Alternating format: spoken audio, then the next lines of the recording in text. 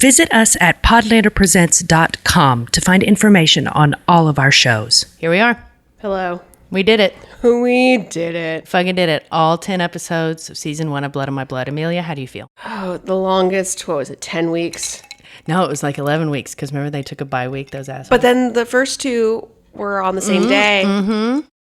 It much like how this show is unclear about the rules of time travel and how people respond to them, we're unclear as to how long we've been watching this fucking show and how long it has felt. Welcome to Podlander Drunkcast, an Outlander podcast. I'm Amelia. I'm Julie, and we are here today to discuss the finale of season 1 of Outlander Blood of My Blood. The episode title is Something Borrowed. It was written by Diana Gabaldon and Matthew B. Roberts. Herself and that guy. That guy. And then directed by Azur Salim. So they had to wrap up a lot of shit. It felt a little bit forced. Some of it did. Some of the things didn't really feel like they had a true wrap up. There are questions about some of the wrap ups. But we did get to meet Uncle Lamb. He's so cute. He is so Listen, cute. he's no Rory Alexander, but you put a man in a cardigan or a sweater vest or something, and absolutely my top is already off. You know what I mean? He likes to read books, so now my pants are off. Yeah. So thoughts, just start peppering me with thoughts. I would say that this was, and I think we might differ here. Episode 10 was probably my second or third favorite episode. There was enough hot pests. There was enough kick and fight and punch, kick and fight. There was so much strong sexual content. Here's a fun fact, Julie. Oh, I should have led with this. How could I? So I watched this episode on the plane home from beautiful New Mexico, just 2 days ago, on my little iPad. And I knew there was going to be strong sexual content, but I figured, I'll just move it closer to me. No one's really sitting behind me except for my parents. And they understand that I watch this show, and if they see a butt, they're not going to be upset. But I didn't really think about what if the kindly flight attendant who gave me a free beer, shout out to my girl. I think it's because I watched the safety demonstration with a respectful audience face. I think that's what happened. She's you're my favorite. Yeah, I was thank you so much. Yeah. But I can't have my new best friend see me possibly watching pornography and then I don't know, slap my beer off of my tray table. Oh no. And say, oh no, the turbulence. You know what I mean? So I don't know, it had enough of the things that we come to this place for costumes. We come to this place for costumes, and it was enough. Scotland porn. Yeah, there was enough. Basically, of the pinstripes on the Nicole Kidman pantsuit that we come to this place for, enough of those pinstripes were checked that I'm sated enough. Yeah. I was kind of unmoved except for two things, and we'll get to those two issues that I have when we were discussing the plot. So, what's the easiest way to split the plots for this one? Is it the marriage at Castle Leoc v. Henry, Julia, and Brian, Ellen running away? I guess. Yeah, my notes are more linear, but I can pivot. I feel like the Henry Julia stuff is arguably shorter. Do we do Henry Julia stuff first? Yeah, we can go ahead and do that because one of my big gripes is with this. Oh, let's go. Is with this storyline. So we know that Julia and Henry have seen each other now. They exist. They know each other. They know that they're both there. Sorry. She didn't get a chance to tell him the entire terrible backstory of her experience at Leathers until this episode. So the first time they see each other in this episode, it's when all the Lairds have had to come. No, that's Braemar. Sorry. So Braemar is when, the previous episode, since I didn't talk about this with Amelia, there's going to be a little bit of bleed over with it for me. I watched it today. So in Braemar, she admitted that she had to marry Lord Lovett. Yeah. And at first, Henry, I was like, brother, get it together. Get it together. Fucking it's the past. Look at her face. Yeah. Look at what she is trying to tell you with her enormous eyes. And that is shut your mouth and nod and say, beautiful baby, and move on. Yeah. Anyway, so Henry's been struggling with knowing that she was forced to marry this scumbag. And then the first time they see each other in this episode is it at... It's That's when he comes to bust her out. That's right. He comes to bust her out from Leathers. Mm-hmm. And how did she get him there? She told him, look for my signal. I'll write it on the rock near the tree near the gate.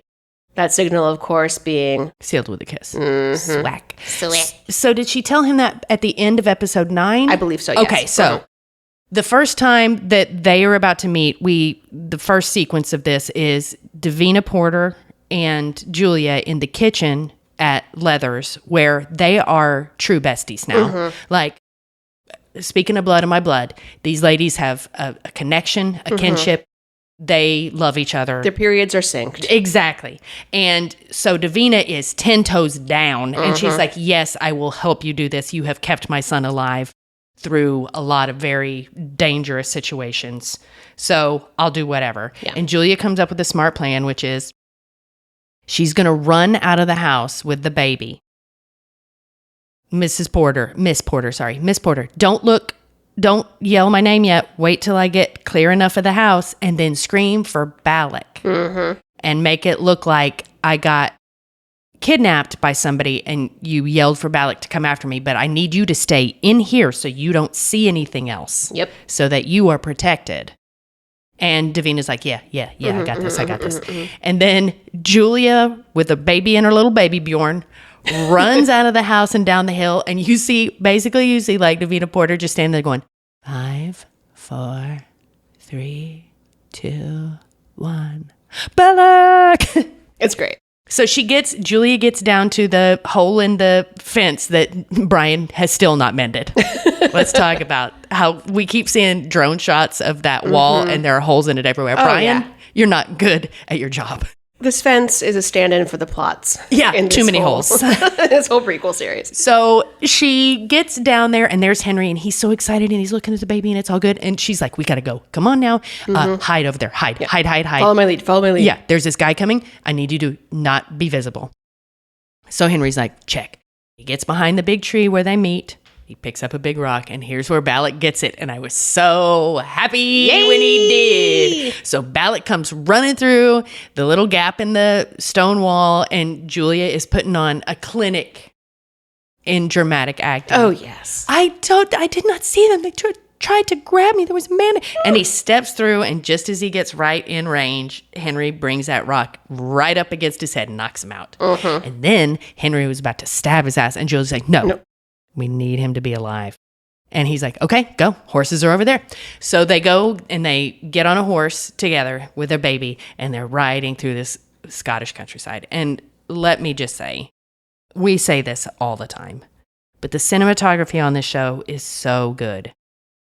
Of course, the natural landscape of Scotland is so incredibly, breathtakingly beautiful that it forgives a lot for me on this show because I get a chance to look at this beautiful scenery. So it is gorgeous. They are hauling ass along the road with their baby, both of them on one horse, trying to get to the stone circle at Craignadoon, which it seems like is not that close to them. Like when Julia came out the first time and got knocked out by the people on the road, maybe it took a while to get to Leathers. So it was within one day, but it was definitely multiple hours that they had to ride to get there. And they get to the stone circle, go up into the stone circle, and then all of a sudden they start having the conversation of, how does this work? Like, I understand they have not been in communication, but Julia's been keeping a whole ass diary full of her own secrets this whole time. So could that diary have not also been like, hey, I realize that I'm writing to myself, or I'm writing fake letters to Henry, but like, I need to work through like, if A, then B. Like, what is the logic puzzle of what the fuck happened? This thing that I'm otherwise kind of unbothered by. Yeah, weirdly. So I can appreciate them being like, okay, do you know this thing about time travel? Yes or no? I can appreciate that they also don't have very much time. Yes. Because the Grants are out looking for Henry's ass, and Archibald is like, yeah, I can't wait to behead this guy. Yeah. So, but this was one of my major, like, no points in this episode. How do we know if the baby can travel? Well, I don't know. How do you know if you can travel, Henry? Yeah. First of all, neither one of you know shit. And you didn't, I think Julia noticed that this gemstone in her wedding ring was gone after she came through the first time, but I don't know that it was never made clear that she made that connection. No. So from the past of the show, everybody who has read the books or watched the Mothership knows that you have to have a gemstone to travel. Who knows if Henry has one? Maybe Julia has one on a ring that she got from Lord Lovett, or she has a necklace or something. Does his Medal of St. Christopher count? Because why would he still have it? Right. And we never solved how did he get through in the first place, because we don't think that medal was originally jeweled. Right. So, like, what? Yeah, we never even saw him lose a jewel. So, like, okay, so that's my main problem, is that they are not going to go through these stones. But they can hear the bees. They can hear the buzzing. So that means the stones are ready to accept 1, 2, or all 3 of them. Mm-hmm. And they're having the fight over who should stay in the past with the baby or whatever.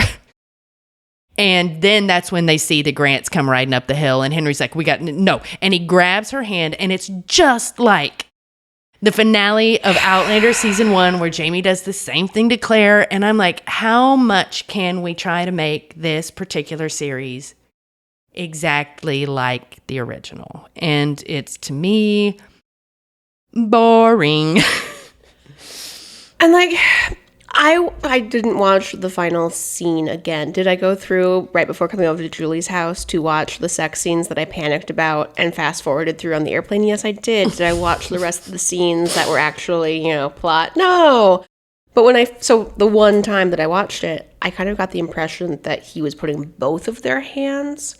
Because they're talking about, like, well, but one of us goes through without the baby, or with the baby, and if the baby gets shot back out, then that one stays. To me, it looked like he grabbed her wrist and pushed her hand against it. Okay. So, question mark.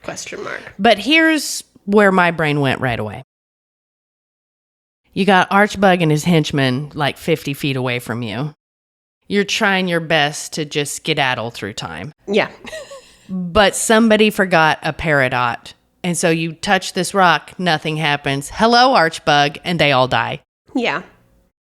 I know that's what you want, Julie. I know that's what I want. I don't think that's what's going to happen. One of the things that I missed here was they kept doing little flashbacks during this sequence to remind us that Henry and Julia have a child already. I don't know if you know her. Her name is Claire. And her name is what? Claire. Claire is her name. Claire. Oh. Yeah, Weird. Claire Beecham. Yeah, that's her name. Cool. She's blonde and stupid? No, she is a cute, tiny little 2-year-old with jet black hair, bright blue eyes, and the vocabulary of like a 6-year-old. Incredible. Yeah. So we've seen a flashback in their little apartment, and this is where, yay, we get to meet Uncle Lamb for the first time. Cute. So this is Henry's brother, I think Quentin. Quentin. And Henry calls him Q. And I guess we're given a little bit of an explanation of why he's referred to as Uncle Lamb, and that Claire, as from a baby, has called him Uncle Lamb. So I guess that's like when I was a little kid and I decided that my grandmother's name was Mama, like that situation, right? Yeah, Ramona and Beezus. Yeah, exactly. Yeah. So we get to see the flashback in their little apartment for her second birthday, and that's, I think, the little throwback to the strawberries, right? We get to see the strawberries, which is like a little Easter egg for the fans for the strawberry field that you didn't get to see Claire and Jamie fucking in, whatever. And she does like a big piece of cake. You know what? I'm going to give it to her. Yeah, like Lamb is so cute. And he is such a doting uncle, and it's really difficult to resist. And I say that even when all of his lines are like weirdly future casting. Like, it's one thing to toast or like cherish a kid and be like, hi, I hope your life turns out nice. Or like, or like something maybe even a little more specific. Like, okay, I know a couple of things about this kid. Like, hey kid, you like books. May the world be a library from what, like something. But his little birthday toast is just so like, may the journeys you take be... May the time travel be swift and painless. It's basically that. It's a little future casting. It's a little... We get it. We also see him doting on her later. We get a scene where Henry's like, hello, baby moon, shall we go? And we see them get the tickets and they do a little hug. And there's Uncle Lamb and Claire out on the beach. And Claire's old enough to be like, wow, what an interesting spiral of the seashell or whatever the fuck. Oh, yeah. So we know that she's in good hands. We already knew that she was in good hands, but fine. And then we see them like waving goodbye on the train. And I have to believe that they spent so much time on that moment, the goodbye at the train station, that is literally Claire's last memory of her parents. Because if it's not, yeah, we're going to burn this podcast feed to the ground. Why did it take so long if that's not what we're supposed to take away from it? So I'm going to be charitable today. Yeah. And I'm going to say that's what we are meant to believe is that little baby Claire on that train platform waving happily goodbye to her parents headed to Scotland. That's the last time she ever saw them alive. Otherwise, the next time you open up your podcast app, if like It's smoke over. flies out, psst, fiery cross. Oh my God. Oh, we'll get to it. I forgot about that. Okay. Oh, we'll get to it. Okay. Do we have more about? Oh yeah, who had the name of? Oh yes, Uncle Lamb. Quentin Lambert. So his middle name is Lambert. We know a Lambert. We know a Lambert. Quentin Lambert Beecham, played by George Kemp. Good job, George Kemp. In season 2, which after this I'm 3,000% sure will happen. Hey. I hope we get to see more of you because you're a very interesting character and because we know of the outsized influence you have on the very main character of this entire series' life. I hope we get to see a little bit more of you. Yeah. So good job, George Kemp. Good job. And then we don't know what happens to them, and that's kind of it, right? Julia doesn't really go through anything else except leaving the house. She doesn't have that's all in Braemar, is all that. Yeah, like there's the first time we see her in this episode, Lovett's. They're at dinner and DR is like, you gotta come to my bedchamber tonight. She was like, well, tonight's the night. Yeah, gotta go. Bye. Oh, yeah, and she does do that great thing that wives of asshole husbands do, which is make them think it's their idea. Like, oh, no, you should go, but you should take the kid. It's going to look good. That's the future king. You're going to be fine because I know that our son is the future king. So, like, yeah. Oh, yeah, that was the Braemar thing. I don't remember what they're talking about in this episode, but he's upset about something, and she says a very reasonable, neutral statement. He goes, "You're a woman. What do you know?" And she's like, "No, your wisdom and honor." I think it's because he's pissed off that they were talking trash to him at Braemar, and he's still stewing over it. And then he tells her she's a woman, shut her mouth. And then he's like, "What would you know?" And she goes, "I know that my son is the future king." And that was enough. That was enough to get him to go, "Oh, you're right." And Tony Curran does do a fair bit of really cool reaction acting there. Reacting. No, that's just a word. Where it's his face... It's not acting. He goes from pure rage and anger to like, It's like the meme. It's not the Drake meme, but the one with the white woman who's like, ew, and then, Like he goes through all the phases to go from one to the other, and it was entertaining. Tony Curran, your character is a detestable piece of shit. You are a good actor. Yep. All right, so that's kind of a wrap on Julia and Henry, in my opinion. Good luck to those people. Good. Look, they're going to touch that rock. Nothing's going to happen. Archbug is going to kill them all. That is my prediction. I'm not mad about that outcome. I don't like. I mean, maybe murder, maybe less. Yeah, I don't like it. But what are they going to do? Like, if they get caught, does Henry go to jail? Does she go back to Lord Lovett? Like, then it really is like throw myself with my baby in my arms off the roof of Leathers. Because like, what else do they have? And then like it also implies too much for when Archbug is at the Ridge. Like, we have to minimize the amount of time he spends with Julia, or else it's going to become even less plausible in the mothership. So, Okay, fine. I'm interested. I'm both very interested, like keenly interested, and deeply don't care. Right. That's kind of how I feel about this show, just generally speaking. I have to be keenly interested because we make this content. Yes. But I also don't care. Yes. I'm keenly interested because at the end of the season, I might get a treat, such as a rusty anchor that Julie made for us. Everyone, I made rusty anchors to close out the season, just like the season opener. That's the gin drink with the drambuie, which is the Scottish liqueur made of honey. Yeah. It's like a rusty nail, but instead of scotch, it's gin. And then a metric fuck ton of Angus jerky. It's delish. Okay, so let's get to Ellen. Okay, so the first thing we see from that storyline is a bride with a veil is walking down the aisle. So slowly. Oh, wow, I can't believe Ellen's... Like, we all know it's a fake out, but you know how I really knew it was a fake out? Not because it was more or less the cold open to this episode. I knew it was fake because the boobs were different. It turns out... Paying attention to them details. It turns out I have clocked the bosoms of esteemed, illustrious, very talented actress Harriet Slater. I thank you, and also I'm so sorry, but like I could tell those weren't your boobs. Yeah. Somebody else's boobs. The boobs of someone I might love even more than you. But we'll get there. We'll get there. We'll get there.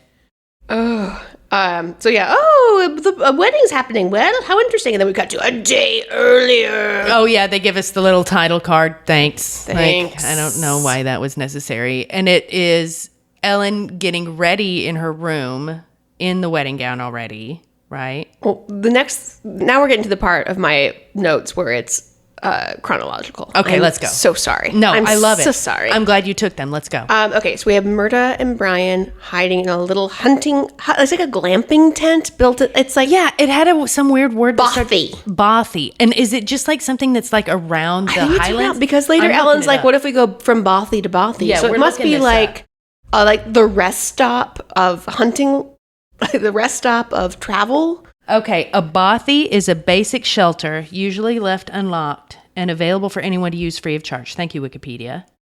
It is also the term for a basic accommodation. Bothies are found in remote mountainous areas of Scotland, northern England, Ulster, and Wales. Wow. They're particularly common in the Scottish Highlands. So they're just like little road houses where if you're out on the road, you can stop and build a fire and like have a little glamping moment instead of sleeping on the ground. Yeah. Mm-hmm. So Myrta and Brian, hiding out. They finally make up. They're Brian, friends again. Yeah, they're friends again. Well, that's because Murtaugh saved his fucking life during Braemar because Colum, that asshole, sent those people to kill Brian, which is why Ellen is not going to get married to Malcolm. And Murtaugh saves him. So Murtaugh's out on the road with him. And did Murtaugh get hit with an arrow in the leg in that fight? That's what's fucked his leg up? Okay. When we get our punch and kick and fight. So the boys make up and it's really beautiful, but we can't bask in that because, wrestle. Somebody stepped on a branch. Our little bat ears on our boys here. Oh, danger. And then our merry duo of very best friends take down a group of 6? Yeah, 6 dudes. Burly ass dudes whose name also starts with the B, but I keep forgetting. I keep wanting to call them the Knucklavy, which is not what that is. It starts with the B. The scary guys. We're going to call him Bozo. Great. The Bozos. Oh, the Bozos. Mm-hmm. They're throwing axes. They have swords. There's an arrow. And an arrow hits Myrta in the thigh. Oh, right. No. How many does Brian kill? At least 2. So this is 2 people that we've seen him kill already. So what I'm saying, by the end of this episode, we truly know it is Terminator 1. Yeah, Terminator 1. Brian is the Arnold Schwarzenegger of the franchise. Yes. Yeah. Made by somebody else, not really understanding his role, just doing what he's built to do, and that is to kill. That is to terminate. They finally fight down to one last scary guy. They have him tied with a rope to a tree. And Brian, has a magnifying glass and a sunbeam and is trying to shine it in his eyes. There are 4 lights. Who sent you? Colum Mackenzie. We all fucking knew it was Colum. I mean, we could have thought maybe it was the Grands, but come on. It was Colum Mackenzie. It was Colum Mackenzie. We knew. Because he specifically in the conversation with Ellen where they traded deals was like, I will not see it done. Which means I'm not going to see it. What she meant by I'm not going to see it done is you're not going to hire somebody. Right. But what he meant is I won't be there. I won't be there. Oh, There's so much Princess Bride happening in this episode. As you wish. I'm not just saying that because I did see Carrie Elwes present a viewing of The Princess Bride at Auditorium Theater in Chicago. That's amazing. 2 weeks ago. Don't worry, folks. He's still very cute and charming. I was unwell. I bet. I was unwell in my box seat, just huffing and puffing. But yeah, we have the, hitting someone over the head with a rock. May you sleep well and dream of large women. And now we have, do you promise not to hurt him? I'll send my 4 fastest ships in every direction. Like, it is pulled directly from the Princess Bride. Yes. You heard it here first, folks. William Goldman is actively suing Blood of My Blood. I'm just kidding. No, For legal reasons, that's a joke. It's a joke. We make jokes. We make jokes here. So then the burly guy's like, Colum sent us, and Brian's like, thank you so much. Also, I'm so sorry. Gonna have to kill you. Yeah, I'm so sorry to get an artist like yourself, but... And then, I can't live your life. And murder. So that is at least 2 to 3. At least a third guy, if not more. Yeah. Okay, so, and we don't know if Brian has killed before. So what I'm saying is, these men... Would you say that there will be blood of my blood? I drink your milkshake. So we find out that Colum sent the dudes, and now Brian is like, oh shit, Ellen's in trouble. I know. I've got to go tell her that this is what happened, because he was so in his head about her dumping him and what a change it was. Then it was just one step too far for him to put together that she was trying to save him, because he's too busy thinking about murder. But then when these guys come after him, he's like, oh, that's why. Yeah. She promised, she made a deal with her brother, and then her brother reneged. So let's go. And Murtaugh's like, I can't, man. My leg is... Yeah. And they found him a bothy, parked him in the bothy, or Murtaugh found himself the bothy? How did the bothy finding happen? See? Question. I'm sure it was in there, maybe, but I don't remember it. Or were they already staying at that bothy? Like, because they were like outside. They might have already been there. Okay. So we'll give them the benefit of the doubt and say they were already there. So Murtaugh has to rest and recoup. Brian's like, I'll come back and get you as soon as I possibly can. So Murtaugh gets a little Airbnb bothy situation, and fucking Brian takes off for Castle Leoch. By the way, I think I forgot to mention this. Housekeeping note. In episode 8, I referred, or we both referred, but I think it was mostly me, referred to Castle Leoch as Lallybroch. I was called out on this several times. I want to thank you all. I very much appreciate it. The one I want to give a super shout out to, though, is Veronica Defoe, because she was the fastest on the Patreon. And my response to her was, thank you so much for this information. We are bad at this shit. Okay. With the Brocks and Locks. I know, it's just too many. We're locking. And I think... and dropping. Yeah. I think that they wanted to make a bigger point, like a lot of the fans of the book specifically wanted to make a bigger point of the fact that Brian, because he wasn't having to build the shitty wall at Leathers anymore, built Lallybroch stone by stone. Yeah. We have no evidence. Yes. We have no evidence that he has this skill, because that rock wall looks a mess, and he's been living there since he was a boy. Get it together, Brian. Well, no wonder Roger and Brianna have to do such expensive remodeling. Yeah, he was using cheap stone. Anyway, so apologies, house cleaning. MDF Lallybroch. Yeah, sorry. It was Castle Leoch, which is the seat of Clan Mackenzie, which is where Colum lives. That's where we celebrate scaffolding. Yes. So Brian heads off to Castle Leoch, because he knows that Ellen is, I think, getting married on this day, and he's got to haul his ass back there. Mm-hmm. And he at first was trying to get Murtaugh to do it, because he's like, you can get in. And Murtaugh's like, look at this shit. I can't. You're going to have to do it. And so Brian gets all the way to Castle Leoch. And how does he deal with the guard? Well, I'm not even sure it's a guard. It might have just been a guy. It could have been a guard. It could have been Porky de Nolostos. It was a Grant dude. It was a Grant dude. Taking a piss. Oh, yeah, that's right. He just stepped out, lifted up his kilt, and Brian came up behind him and hit him over the head. Yeah, and stole his kilt. You know what? You got to do what you got to do. Yeah. But he dresses up in the Grant tartan so that he can blend in a little bit more, although hilariously Jocasta ribs him for that later, because, sorry, that black hair and that height, sir, you don't blend in anywhere here. So he does use Ellen's little sneaky back door in the pantry.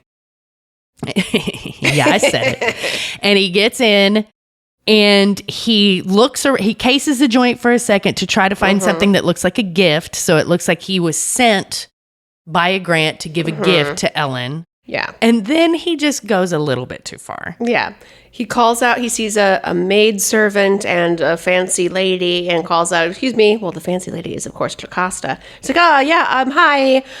Here, I have this box with like a decorative twig on it. It's very much giving like minimalist Pinterest Christmas 2014. Yeah. I'm not wrong. No. I'm not wrong. It's a very important gift from Malcolm to Ellen on her wedding day. Please, can you show me her bedchamber so she may receive this dick in a box? And it's just too much of an ask, bro. Just too much. In what world is a man led to the bedchamber? Ned Gowan barely fucking got in there, and he's like the most trusted little jaunty cricket in the world. Right. And so we forgot to shout out Ned. Hey, here's to Ned for also being 10 toes down in the Henry scene. Anyway, so he gets Jocasta alone. Like, Jocasta finally like lets him talk to her. I don't know how he worked that magic on her. Yeah, I think it just explained everything. Like, but your brother tried to fucking kill me. Yeah, she sent that maid away, and Brian's like, hey, dude, your brother's tried to kill my ass. And Jocasta's like, what? And he's like, yeah, they sent people after me to kill me. I killed them all. Well, he doesn't say that, but we know. And Jocasta's like, okay, I'll take you up there. And it seems a little too easy. I'm just going to say it. Your brother's tried to kill me. Take me to your sister's bedroom before she gets married. Okay, fine. I think that Jocasta already went through the being married to somebody she doesn't love situation, and maybe that's part of it.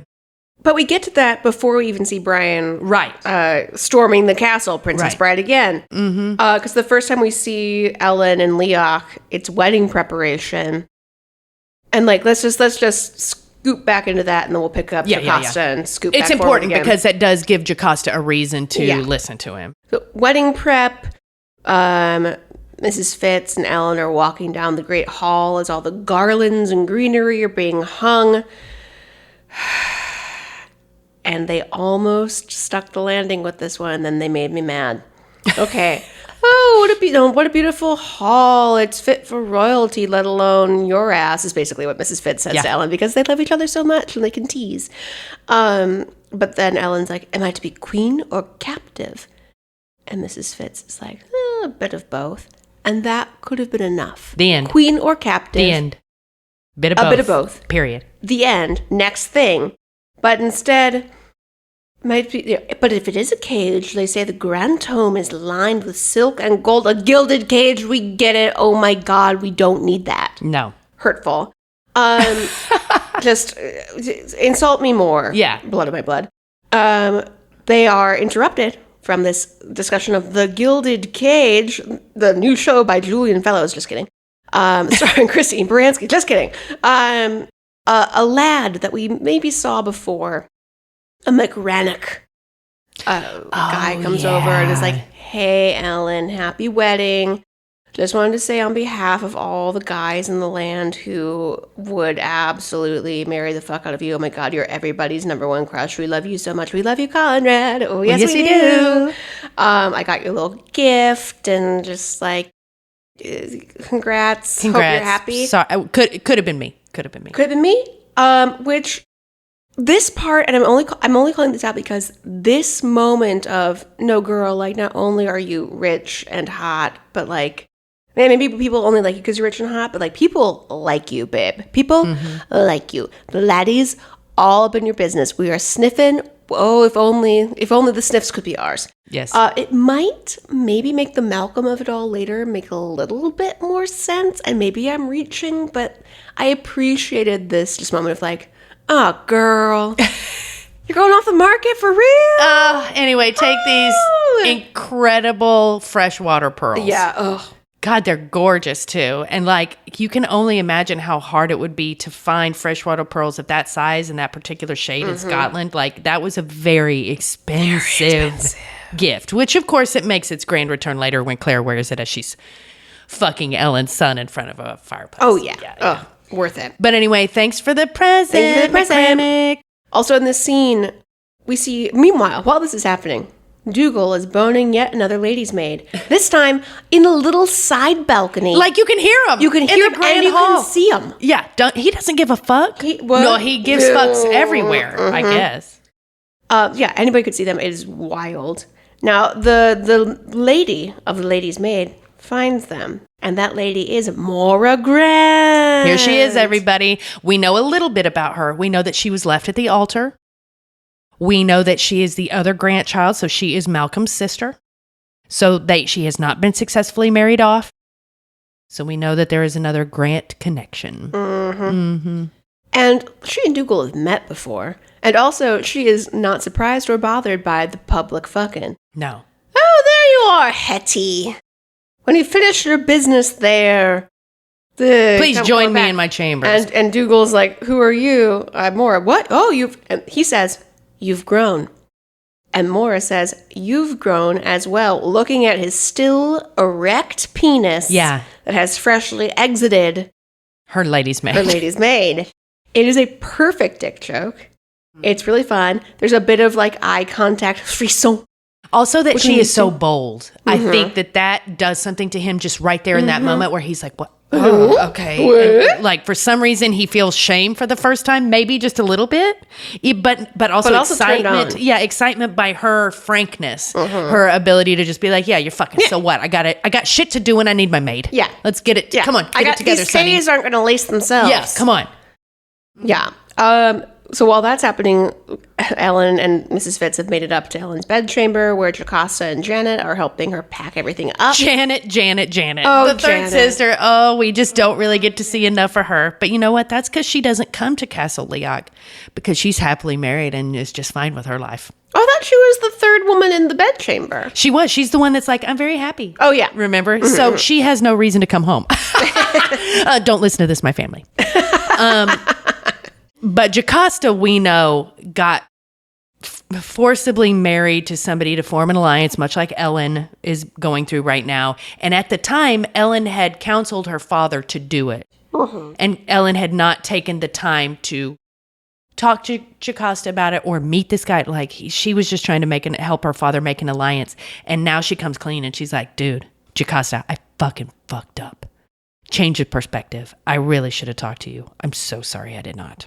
And that's clearly the apology that Jocasta has been waiting for years. Years. And it's a really lovely scene. It is. That was a good scene with the women in the room. So, of course, now Jocasta is like, wow, I'm riding high on this I love clarity and my validation that I've been waiting for. Yeah, okay, I can throw Ellen a bone.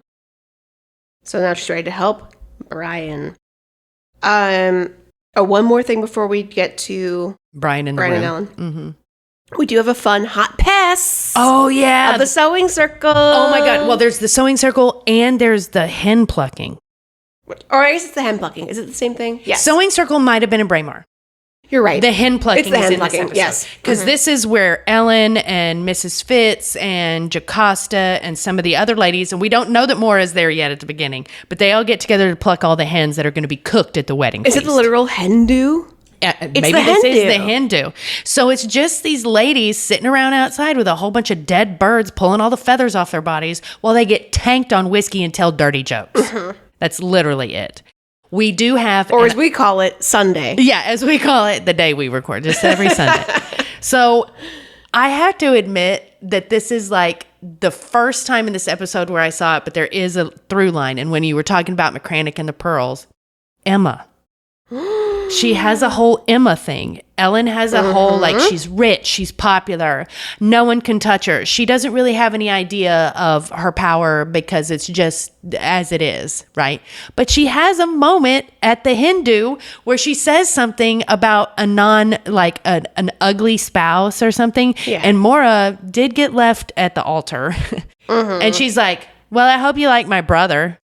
Like, just like right out. Yeah. And it's like, whoa. Well, and in Emma, when Emma insults Mrs. Bates, or Miss Bates, rather, they're on Box Hill picking strawberries. Hilarious. It all comes back.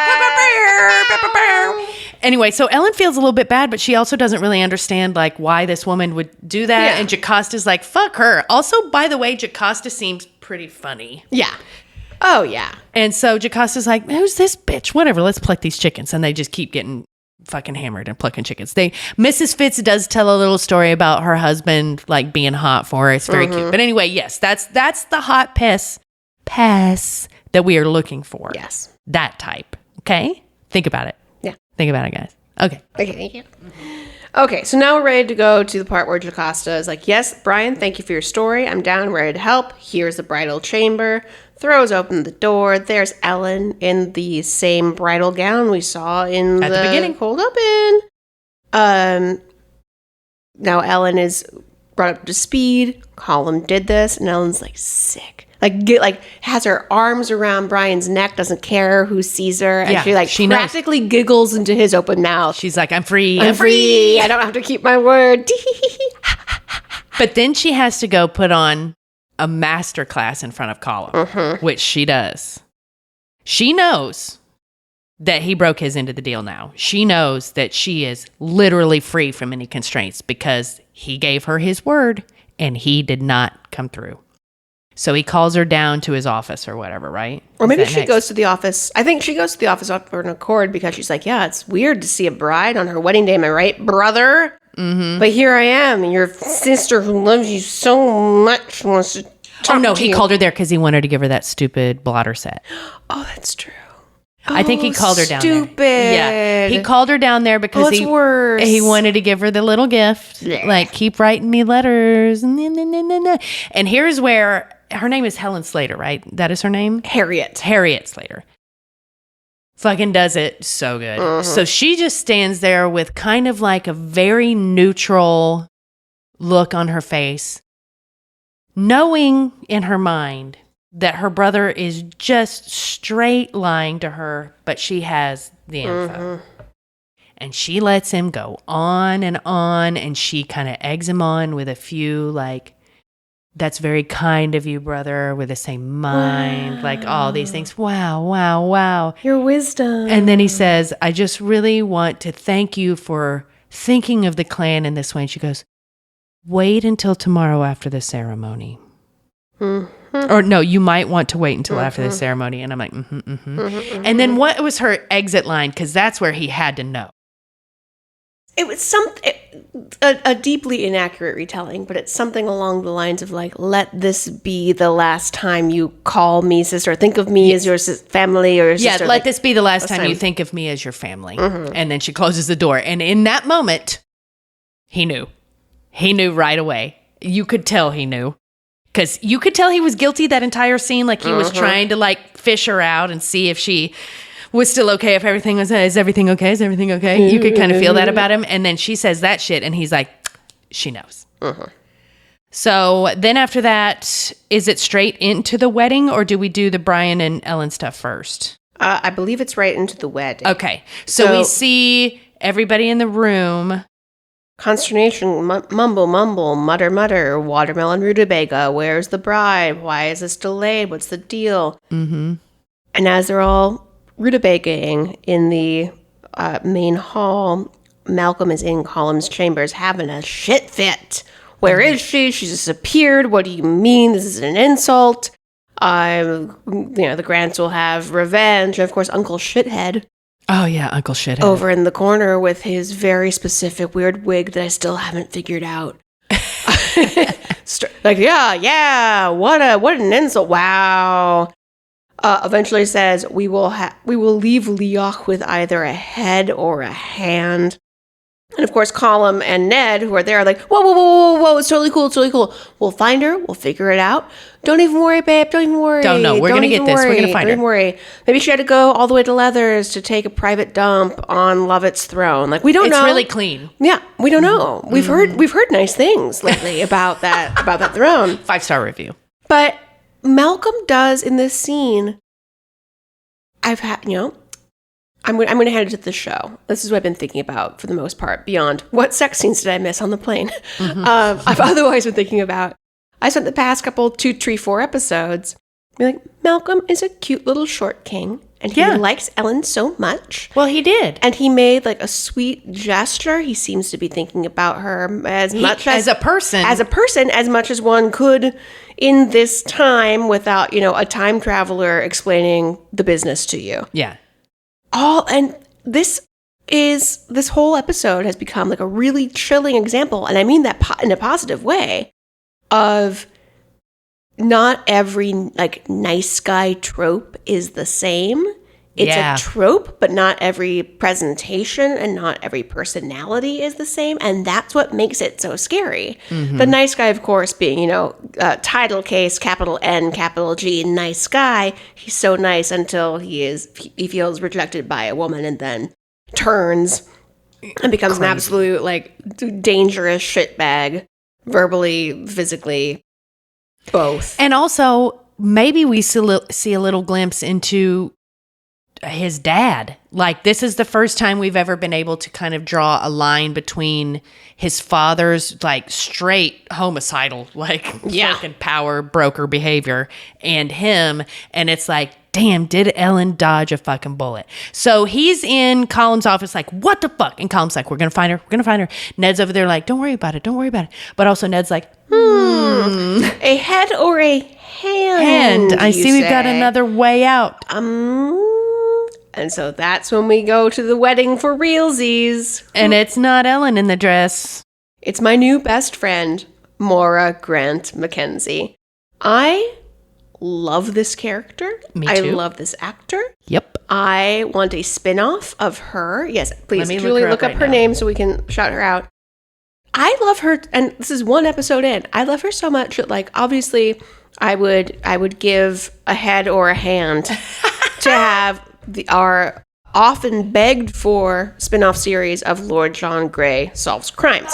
However, if David Barry is busy, which I'm sure he is, I would take a MAURA GRANT prequel where it's like right before this wedding, the early days of her being married to Dougal. Like what happened with the first wedding? Yeah. Who was the guy? And also, like, I'm sorry, there's like, oh yeah, because the Grant sister is ugly.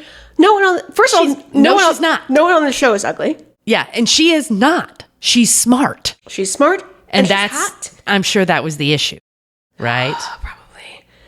But yeah, so we do see MAURA GRANT walking down the aisle, and oh wow, what a pivot!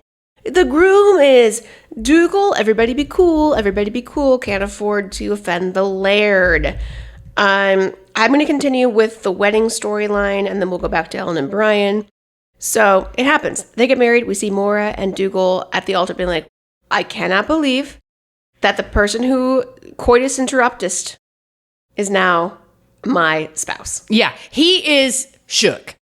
He's just like, I think Colin just said some shit to him that's like, all the shit you did, this is your only way out. Yep. Like, you got to do it. Yep. You got to do it. In order for us to have this allegiance, you have to do it, and no questions will be asked.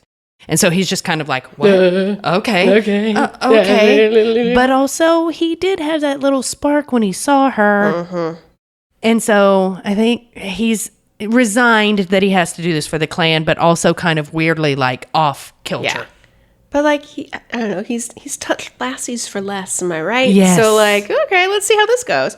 Did you find the name of my new best friend? MAURA GRANT is played by Bobby Rainsbury. Bobby Rainsbury. Come on, girl. You did good. You did real good. So the wedding happens. It's brief. It is literally like, do you take him? Do you take him? Her? Bleep, bloop. Done. Mm-hmm. And then they turn around and kind of walk out. And then we get to the big dinner. Yes, the wedding feast. And Colin stands up and gives the stupidest toast I've ever heard. I was expecting it to be worse. Uh-huh. But it was like good bread, good meat, good God, let's eat level. It was kind of like that. It was that. And I was like, okay, he's definitely smarter than that. So maybe he had something prepared for Ellen and didn't have anything and just had to be like, eat, drink, and be merry. We're paying for it. Let's go, you know? That had to be it. That kind of has to be it. Well, that puts Maura off of her appetite for food, at least. Oh my God. She literally just looks at her new husband seated next to her in the center of the table of attention on the dais. And she's like, well, we might as well just go consummate this thing, yeah? We should just go fuck. And Dougal's like, what? I'm sorry, what? And she's like, take me to your bedchamber. Let's go. And so they go, and everyone's like, woo, wow. Yeah, clapping, slapping tables, clink, clink, clink. Yeah, oh, let's get the deed done. Seal the deal. Seal the deal.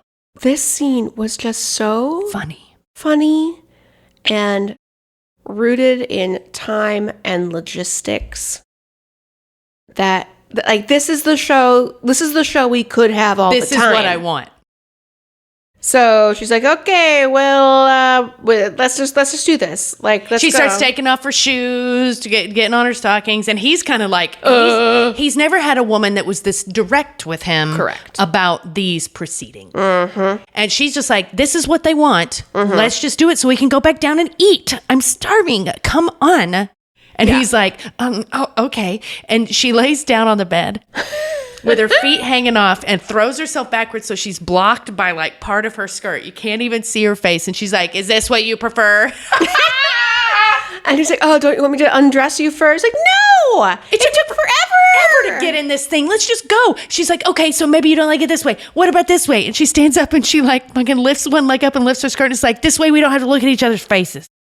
It's so much fun. And we know that that's probably where it started, but that is not where it ended. Mm-hmm. So we can presume that maybe Colin manned up and went into that, but then later we do see the ending of this little sequence. Dougal. Dougal. Sorry, not Colin, Dougal. We can presume that Dougal went over there and did his duty, but then she decided we needed to make this a little something else. And then they're in the bed, and she is just fucking the shit out of him. And you can just tell that she's really enjoying it. Mm-hmm. So she has ideas. She has thoughts. It doesn't really feel like she cares about this person so much. It feels like she cares about this fuckstick. Yes. And that I love that for her. Get it, Maura. First of all, she has an orgasm. He's never seen a woman have an orgasm before. He thinks he's hurting her. He is concerned. And she's like, she doesn't tell him what it is. I like that too. Mm-hmm. She's like, no, I'm fine. Did you do? And he's like, no. And she's like, all right, sit up. Let's get this going. And then she keeps fucking him. Mm-hmm. And you can see on his face that maybe he's like, what? Mm-hmm. Did I hit the jackpot? And also, sitting up with the lady on top is the theme of this episode, sexually. Yes, it is. Sexually. Maura did it first. Mm-hmm. Good for her. Maura, get what you want. Because the thing is, as soon as he finds out how smart you are, he's going to have less and less time to spend with you. Because you will be his mirror and reflect back to him all of his stupidity. And he will not like that. So get on that fuck stick so hard right now while you can. Uh-huh. Let's just get it. Because as we know from the mothership, this is not necessarily a very happy marriage at the end of it. So I think she went in, got hers, helped the clans, and then was just like, great, now I get to fuck this guy. Yeah. Get it, Maura. Well, yeah, we're in on that. Yes. Mm-hmm. Okay, back to Ellen and Brian. So when Ellen gives her little, I'm not getting married today. Quick pause here, Chris. I'm going to see if I can pull some Sondheim out of my ass. And if I can't, I will repeat what I just said. Okay, so give me a second and let's see if I can do it. I should have written this. Okay. Pardon me, is every layered here? Because if every layered's here. No, I can't do it. I can't do it. I still love it though. Leave it in. Wow. Okay. Oh yeah, we're leaving that in because you went for it. I did go for it. Thank you all for the tusks and the bookends. Thank you all for the inkwells for my pens. See, you did it. You pulled it out. Okay, so true champion. Thank you so much. My apologies to Sondheim in Heaven, R.I.P. King. Okay, so Ellen and Brian are like, yep, we're going to run. Ellen has been disguised as a housemaid because you know what? Put a bonnet on that woman. Hair. Who is she? Yeah. You know who she is because you know them titties. That is true. Oh, yeah. Listen, the titties cannot be hidden. Denied. Yeah. Although it does make me appreciate how we complained on Bridgerton podcast about how that show is afraid of bonnets and how, like, if you're a lady at home, you have a fucking bonnet on. Yeah. But no, because we still know it's Ellen in the bonnet. Yeah, no, the bonnet blindness cannot be forgiven. Is not real. Not for her. Okay, so they're going to escape. Brian's like a Grant flunky, and Ellen's just a housemaid. They could be doing anything. They're ready to go. Jocasta and Mrs. Fitz have hidden them in the, like, cellar escape Pantry. hatch. Yeah, whatever that is. There's like a tearful goodbye, good luck. Which, if they hadn't done, would have prevented the next murder. Yeah. Okay, here's the plan, guys. When the party's in full swing, when everybody's fucking drunk, eating meats, Dancing. fucking, then there you go. So that's the plan. What a good plan. Well, as we're waiting for, the happy couple has gone upstairs, and now people are like, yes, bring me my venisons, bring me more whiskeys. Except for Malcolm Grant. He's real sad. He's so sad at the dinner table, his uncle has to take him aside and take him to the woodshed a little bit. Yeah, he's drunk. He is sulking. It should have been his wedding reception. I kind of get that. I do. Again, as much as I have turned on this man, I get that. I understand his disappointment and his anger. I do not understand his entitlement.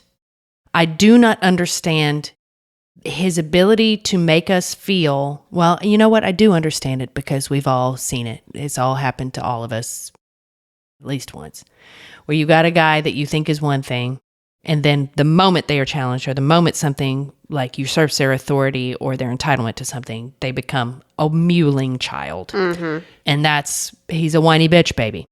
And like also Uncle Shithead did not help. He didn't help. And like he got him more drunk. He got him more drunk, and we know that Uncle Shithead wants his seat anyway. Yeah, Uncle Shithead wants to be Laird. He wants to be Laird. So maybe Malcolm isn't smart enough to be Laird yet if he didn't figure that out. It's like, yeah, Ellen ensnared and deceived you. Tomorrow you can feel better, like you can get revenge by killing what she loves most. It's the only way to end your torment. He really sets him up. He goes on a whole Jafar monologue. Yeah. Men would rather accidentally get stabbed to death than go to therapy. Am I right? Yes. Come on. Applause. But that is the mood. As Malcolm, I don't know why Malcolm even went downstairs. Why was Malcolm downstairs? There's no explanation for that. There's no explanation for why they didn't just immediately go back out that little side door. Why did they have to go through the castle? This is dumb. It's dumb. And made me very mad.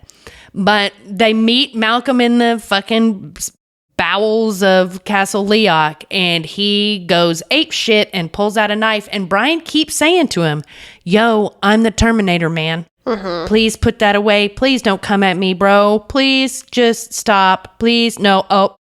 And then he kills him. Yep. Because Malcolm tries to go in for a true, I love the first swing that Malcolm takes at Brian, because all of a sudden you see in his eyes, he's like, oh, wait, I'm not as good of a fighter as this man is, right? And Brian is doing all the defensive moves, trying to just keep him off. Please don't. And then he comes at him with the overhead knife, and Brian reaches up and grabs it, and it comes down, and you can tell, right into Malcolm's chest. Now, here's the thing that I thought. Brian and Ellen are so lucky that it happened that way, because it looks like he killed himself. Mm-hmm. He kind of did, frankly. It was suicide by Terminator. But he... Terminator-assisted suicide. Yes. Dr. Schwarzenegger. But he did do it. And it looks like he stabbed himself in the heart, which is so, sad boy. It's really going to look like he did this to himself. The Grant's more like the Smiths. Right? So... Ellen and Brian are both like, whoa, dude, that's fucked up. We gotta go. And they run. And they get to their horses. Each of them gets their own horse. Of course. Mm-hmm. And they ride their horses beautifully through the beautiful Scottish countryside to the bothy. And there is Murtaugh waiting for them. And it's mostly just that Ellen and Brian are like, we've made this decision. We are countryless now. We are friendless now, except for Murtaugh. We really don't have anyone or anything except each other. Let's figure it out. Yeah. And with Ellen's brain, we all know they're fine. I mean, remember, we know what happens. But they go in and Murtaugh's there and his leg is pretty bad. He hasn't done anything to clean it up because soap, I don't know her. Yeah. We're not going to waste the whiskey on that. And that Ellen does a cute thing right away that is so funny. When they come in, he's like, oh, I was hoping you brought food. And she is already pulling out food to hand to him. And then he says, when I said food, I meant whiskey. And she already has the bottle of whiskey out. I'm like, all right. Cool girl vibes a little bit, but also hilarious. I'll forgive it. Yeah. It was fun. So all three of them are living their little throuple life in the bothy for like a day, I think. And we get a really great scene between Ellen and Murtaugh. I don't know where Brian was. He was scouting. He's out looking to make sure they're not getting followed. And Ellen comes over and sits down next to Murtaugh and basically just thanks him. Like, thank you for saving his life. I know that you did that. I know that this situation has been very hard. I just want you to know that I love you. I consider you part of my family. Thank you for saving Brian's life. And in that moment, Rory Alexander, God, he's the best. Still my number one cutie. Oh, he's the best. His face is so expressive, and you can tell that it's like equal parts hurt, but also pride and like real affinity for this other human being that doesn't have to be sexual. Yes, of course, once he pined for her, but it is a mind meeting where he's like, she's a real one. And she's like, he's a real one. And then he's like, I do have something for you. And he reaches into his bag and pulls out another little hand wrapped in cloth shit, fucking, as you said, Etsy, circa 2014. I don't use wrapping paper. You know what I mean? And she opens it up and it's the Tusk bracelets. Now, here's the question I have about the Tusk bracelet. I wish I would have had enough time, but alas, I did not, to go look up a photo of the ones that were shown in the mothership. Because I don't think they looked the same. They were obviously both made of ivory, of Tusk material. Of what? Tusk. But like, these appeared, and I might be wrong, it's been so long since I saw them. Yeah. But these appeared so much more delicate. And like, it was very obvious that a lot of work went into it. And Ellen was very touched. And Ellen is like, I cannot accept this. And Murtaugh's like, I made them, please just keep them. And she's like, I'll treasure them to my dying day, which we know she does. So it's nice that, and then he says he's not even cute, like the most real emotional thing, which is just let me be around you and Brian because your love like gives me hope. Yeah. And it's so nice. It's really nice. Pamplemousse for life. Pamplemousse for life. Now, there is one thing that I did see a little bit of scuttlebutt about in the Slack. Go on. When, at the very beginning of this scene, the scene that we loved, but she's like, yeah, Brian's out. How's your leg? And he goes, oh, doesn't it hurt a bit? Which is giving his death scene, doesn't it hurt a bit to die? Which... is that a nice callback or is it pandering? The scuttlebutt that I saw, brief scuttlebutt, I was away from Slack for 2 weeks. It was wild. I'm going to shoot my shot here. If we think it's bad, can we save it thinking like, okay, when Murtaugh is dying and he says, Jamie, doesn't it hurt a bit to die? Is he already in the like, I can see my life before my eyes. This is your life. Roll, the carousel of greatest hits. You and Ellen in the bothy. Yeah, I wonder, like, could that maybe be him being like, don't worry, kid. Your hot mom was my friend. Was my friend. Yeah. Like, maybe? Yeah, I can see that. I've been more offended by other things in the show where, like, I'm willing to let that go, which is very uncharacteristic of me. Yes, it is. Bitch does like to hold a grudge. I love a grudge. But it is, I think it was my favorite scene in the whole episode. Oh, for sure. Rory Alexander really is where it's at. I really hope this young man continues to get excellent work and just keeps going because he really is, he walks this really fine line between dirtbag, which we can't help but be dirtbags in this time in Scotland, right? You're kind of a soldier. You're kind of like out in the nature. You're always going to be a little bit dirty. So you've got this kind of dirtbag vibe. But he's also like a poet. He's also like, so his emotions run so deep, and he is a thinker without being a talker. And it's just a really great character. And obviously Duncan LaCroix already did it for us, I'm so glad that they found this guy to play this, and I really hope his career is just the best, because I think he's really good. Yeah. Rooting for you, babe. Yeah, rooting for you. And if you have downtime between shoots, come to beautiful Chicago. Yeah. Let us maybe pay don't. It. Let us. Well, don't. But at this maybe moment not in right time, now. don't. But at your convenience, I would love to pant at you respectfully from a distance. I'm just here to tell you that if you come to Chicago, I'll find you a nice warm bothy. That's what Julie calls her nethers. Free and open to anyone. All right, so we get that beautiful scene, and then the next... Yeah, speaking of nethers. Yeah, we get the next morning, and they have a fire outside. It's beautiful. They're like hanging out, cooking some food, whatever they're doing, just like chilling. We do get to see Brian chopping some wood. And you know what? I hate myself so much. I hate it that works for me. I hate it that it's such a fucking stereotype and bullshit.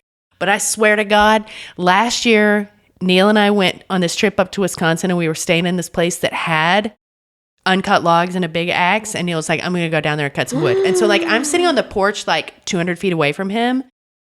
I don't know what it is. Did he take his shirt off? No. Did he, after he took his shirt off, which you just said he did, did he oil his pecs? He did not oil his pecs. But here's the thing with me, though. I wouldn't want to be looking at him from the front, even though I love his beautiful face.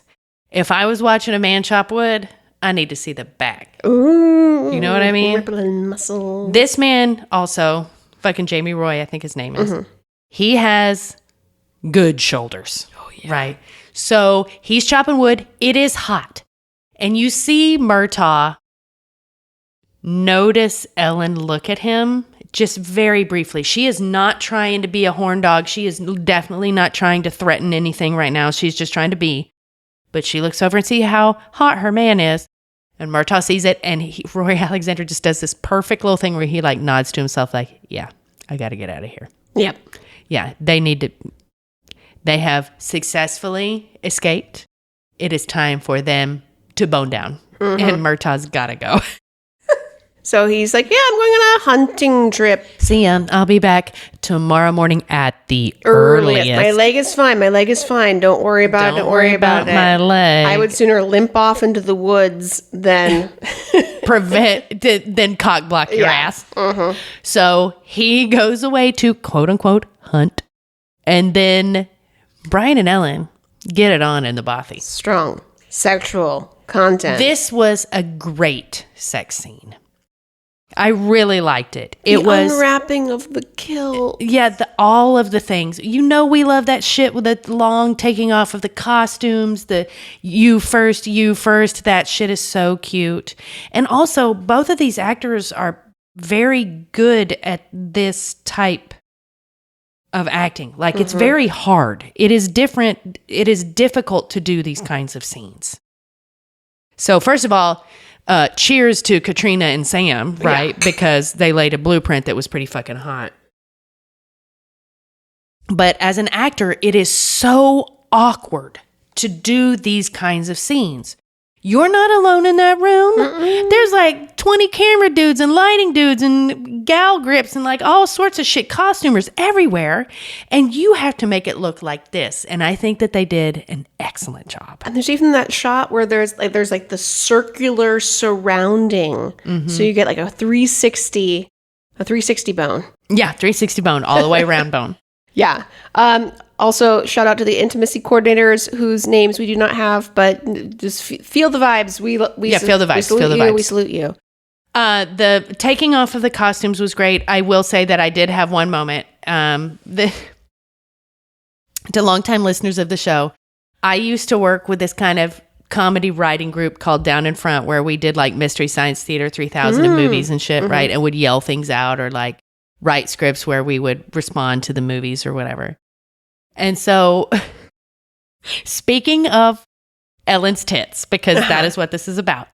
So she makes him, first of all, she tells him to take his shirt off first, because that's how we got started here with him chopping that wood. And then he's like, you next. And she's like, get after it. And so he goes through all the thing of like taking her vest off and her corset off. And then you see him looking at her in her shift. And I could not help myself. I was like, show me them things. Because you know that's what he was thinking. Yep. Because remember in the church fuck scene, he was all about them titties. Oh, yeah. Like he'd never seen a non-mom tit before, maybe, and was just like, oh, titties.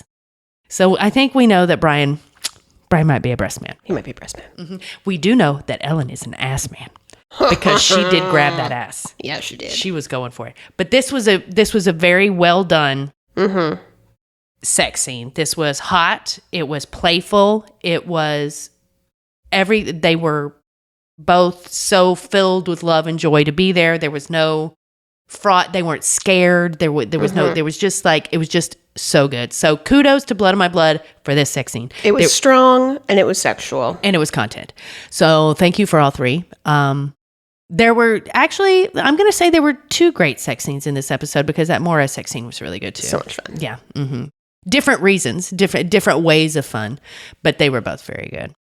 So Brian and Ellen are together forever, you guys. Did you know? Yeah. Who knew? Did you know that they're going to give birth to T2? I can't really think of anything else. Like any final notes, closing thoughts. We did it. We got all the way through 10 episodes. I hope that much like I'm told childbirth is like, that it'll be so long since the last time we've had to go through it that when it comes around again, it'll be a joy. I have a person that I need you to meet. His name is Kevin Lambert. All right. That'll be it for us this time. Bye. Bye. Thank you for listening. You can find more information on this and the rest of our shows at podlanderpresents.com. You can also find us on Instagram at PodlanderCast, at PodlanderPresents, and at various Instagram handles for our various other shows. Our Instagram and website are wrangled by Amelia Ham on the Loose Bazell. It's me. All Podlander Presents programming is produced by Allison Shoemaker and Julie Starbird. Our editor is Chris Barrett. Oh my God, thank you, Chris. Our artwork is by Viv Pickles, aka Laura. And we are, as always, eternally grateful to our Drunk Slack moderators, particularly Moderator-in-Chief Jenna Pulkowski. You can support the show by going to patreon.com/PodlanderDrunkcast, where you can find all kinds of cool stuff, including access to our Slack, our mostly weekly live watches when applicable, early access to episodes, some bonus content, and other fun things. Again, that is patreon.com/PodlanderDrunkcast. You can also support us by leaving a review wherever it is that you get your podcasts. It will be so grateful to you if you have anything even vaguely nice to say. 3 out of 5, we get it. And in addition to all of those wonderful people who do all those wonderful things, we want to especially thank the following lovely folks who support us on Patreon. Okay, here I am reading the name list again. I'm not going to give the caveat that I don't do it anymore. I'm just going to say, cut me some fucking slack. Here we go. Holly Robertson, Abigail Cohen, Carr. Just Carr. Emily Rydell Fornander, Bonnie, not a prince or a douche, just my name. Jessica Brewer, Kristen Bennett, Susan Yes! Gwendolyn Wind, Evietta Chapman, Copper 29 Dragons, Nicole Koenig, Mariana Morris, Ginka Soja, Susan Springer, Cindy Ella, Jay Dykes, Andrea, Catherine Bullard, Vanessa, Rebecca's Gift, Kristen Z, Melissa Mendez, Leslie James, Jennifer, Christina Marina, Tara Ross, Victoria Pegg, Aditi Joshi Parker, Mindy Newell, Laura Coach Mama LT, Tracy Stewart, Amy Allison, Brenda, Shayna, Diana Spragg, Diana Spragg, Ashley LaHue, Doc JWS, Just Ducky 215.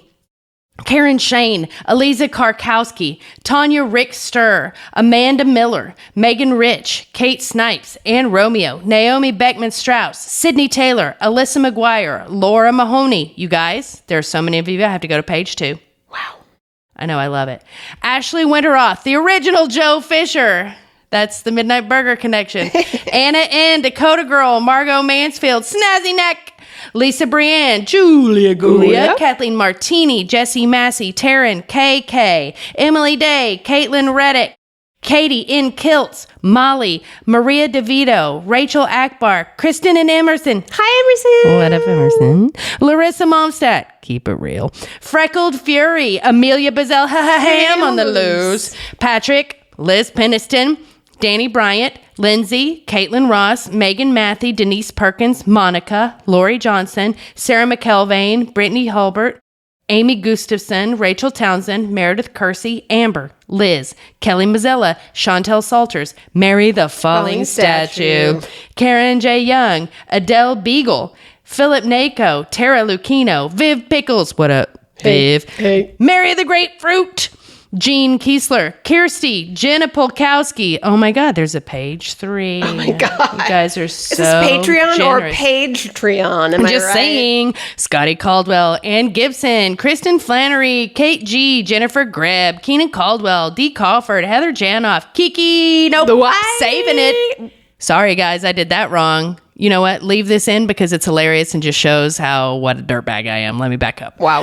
Heather Janoff, Trish McCrary, Kara Marlowe, Julie DeToit, Jen Lynn, Kelly Bodden, Queen Elizabeth the Young, Jennifer Moniz, and Kiki the Wise. I mean, seriously. Wow. Thank you all so much for supporting us, being able to set up these microphones on my dining room table and just talk shit. It's fun, and I'm glad that you enjoy it. Thank you so much for your thank support. you. All right, bye. Bye.